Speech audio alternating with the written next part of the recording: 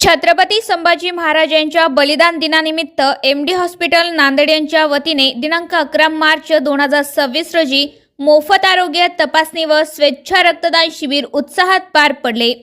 समाज उपयोगी उपक्रम म्हणून आयोजित या शिबिराचे नेतृत्व एमडी हॉस्पिटलचे संचालक डॉक्टर मनमथ माधवराव डांबरंचे यांनी केले।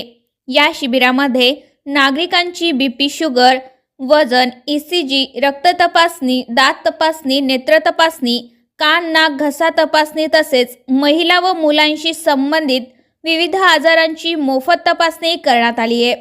यासोबतच लहान मुलांसाठी सुवर्ण प्राशन शिबिर व बाल संस्कार वर्गाचे आयोजन करण्यात आले। अनेक नागरिकांनी आरोग्य तपासणीचा लाभ घेतलाय। यावेळी आयोजित स्वेच्छा रक्तदान शिबिरालाही उत्स्फूर्त प्रतिसाद मिळाला। अनेक युवक युवतींनी प्रथमच रक्तदान करून सामाजिक बांधिलकी जपली। जिजाऊ ब्लड बँकेचे संचालक सूरज पाटील व त्यांच्या टीमने रक्त संकलनाची जबाबदारी पार पडली। या उपक्रमात एमडी हॉस्पिटलमधील तज्ज्ञ डॉक्टरांसह विविध सामाजिक संस्थांचे प्रतिनिधी, मित्र, परिवार व परिसरातील नागरिक मोठ्या संख्येने उपस्थित होते।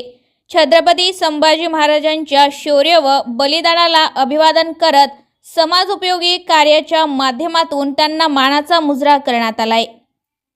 आज छत्रपती संभाजी महाराज पुण्यतिथीनिमित्त एमडी हॉस्पिटल यांच्यातर्फे रक्तदान शिबिर व आरोग्य शिबिर या ठिकाणी गेल्या 3 वर्षापासून डॉक्टर मनमथ सर आणि मॅडम खूप छान पद्धतीनं उपक्रम राबवत आहेत आणि महानगरपालिका अंतर्गत आज MBBS MD डॉक्टर आहेत, परंतु मनमथ सरांचं BMH आहे, परंतु त्यांची जी ट्रीटमेंट आहे खूप छान आहे।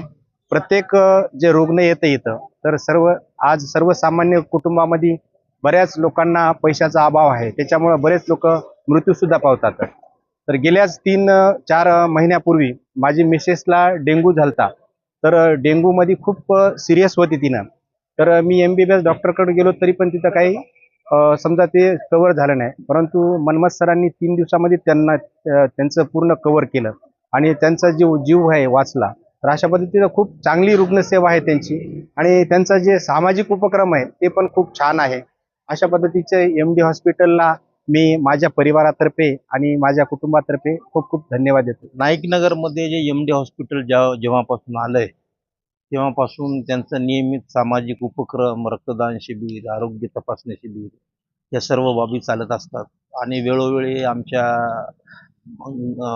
मोहल्ल्यातील किंवा वसाहतीतील लोकांना नेहमी म्हणजे तातडीची जी मदत आहे ती करतात आणि असे जे पद्धतीचे रक्तदानाचे उपक्रम आहेत ते सुद्धा राबवत असल्यामुळं MD हॉस्पिटलचे जे संचालक आहेत मनमथ सर, त्यांनी मागच्या 2-3 वर्षापासून इथं एक पायंडा जो पाडलेला आहे आणि इथं विद्यार्थी वगैरे जास्त प्रमाणात असतात आणि वेगवेगळे इथं जवळ कुठं हॉस्पिटलची वगैरे सोय नाही, परंतु सगळ्या गोष्टी त्या इथं करतात आणि मन लावून रुग्णसेवा करतात आणि कुठल्याही प्रकारची अपेक्षा न करता एकदम सामाजिक सलोखा राखून एकदम सर्वसामान्यांना ज्या पद्धतीनं लवकरात लवकर आजकाल कसं झालंय, मेडिकल फील्ड ही पूर्ण म्हणजे कत्तलखान्यासारखी झाली, परंतु इथं हा प्रकार बघायला भेटत नाही।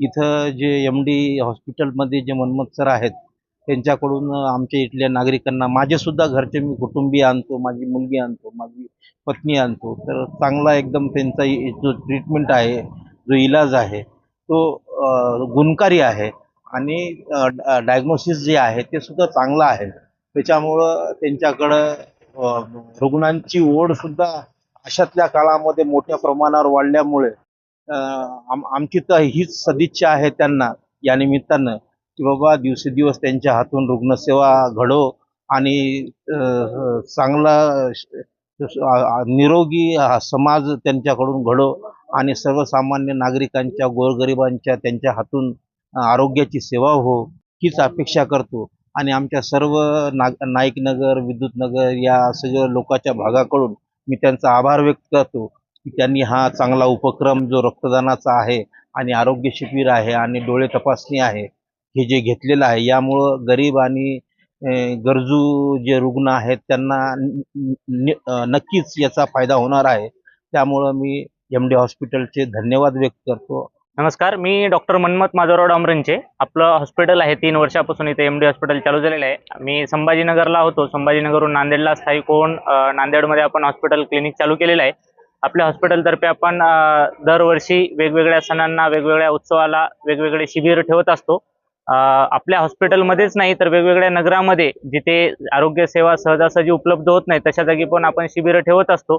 तर त्याचाच एक भाग म्हणून आपण हे दुसरं वर्ष आहे. छत्रपती संभाजी महाराजांनी 40 दिवस अतोनात हाल सहन करून आपल्या स्वराज्यासाठी रक्त वाहिलं. तर आपण सुद्धा या दिवशी त्यांचे आठवण म्हणून एक थोडंसं आपण पण दान करावं, बलिदान करावं या उद्देशाने, या हेतूने आम्ही रक्तदान शिबिर ठेवलेलं आहे. सकाळपासून चालू झालेल्या या रक्तदान शिबिराला, मोफत आरोग्य शिबिराला चांगल्या प्रकारे प्रतिसाद लाभत आहे. त्यासाठी आम्ही वेगवेगळ्या माध्यमातून क्लासेस, कॉलेज, घरोघरी संपर्क करून जनजागृती पण केली आहे. मागचे 8 ते 10 दिवसापासून आमच्या सर्व MD hospital team, Shri clinic, आमचे डॉक्टर केशव सर, डॉक्टर पंदिला सर, असे तसेच वेगवेगळे सिनियर डॉक्टर सुद्धा मला मदत करत आहेत. आमच्या हॉस्पिटलमध्ये पण doctor Swati madam, sister Manoj, सर्व प्रकारे आम्ही वेगवेगळ्या स्तरावर जनजागृती राबवून हा आज शिबिर यशस्वीपणे करत आहोत. तसेच या रक्तदान शिबिराला सहाय्य म्हणून जिजाऊ ब्लड बँकेला संकलन करण्यासाठी बोलवण्यात आलेलं आहे. त्यांचं पण आपल्याला योगदान लाभत आहे. आम्ही अजून सुद्धा आवाहन करतो की अजून पण भरपूर वेळ बाकी आहे, तर आपण इथे येऊन MD हॉस्पिटल येथे येऊन रक्तदान शिबिर करावं. त्यामध्ये मोफत आरोग्य तपासणी पण आहे, ज्यामध्ये रक्त टेस्ट, डॉक्टर पण आपल्याला चेकअप करणार आहेत, मोफत सेवा देणार आहेत. त्यांचा सुद्धा आपण अवश्य लाभ घ्यावा.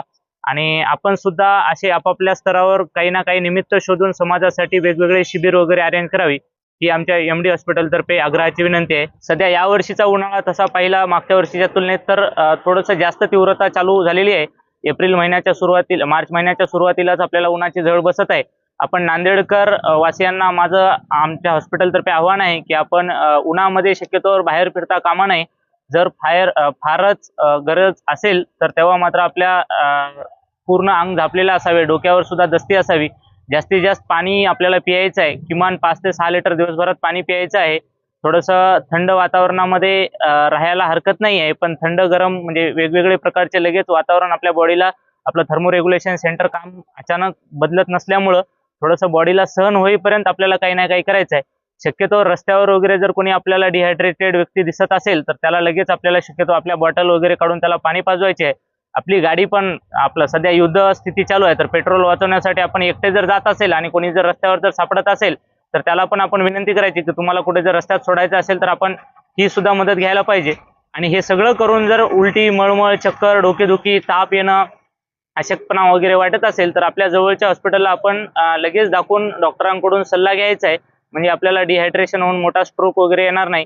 सध्या डिहायड्रेशनमुळे पॅरालिसिस, इन्फार्क्ट, स्ट्रोक वगैरे होण्याची शक्यता पण जास्त आहे. तर त्यासाठी आपल्याला बचाव करण्यासाठी एक पाणी प्यायचं आहे, उन्हापासून बचाव करायचा आहे आणि थोडं पण काही लक्षणं जाणवल्यास आपल्या जवळच्या डॉक्टरांकडे आपल्याला त्वरित दाखवायचं आहे.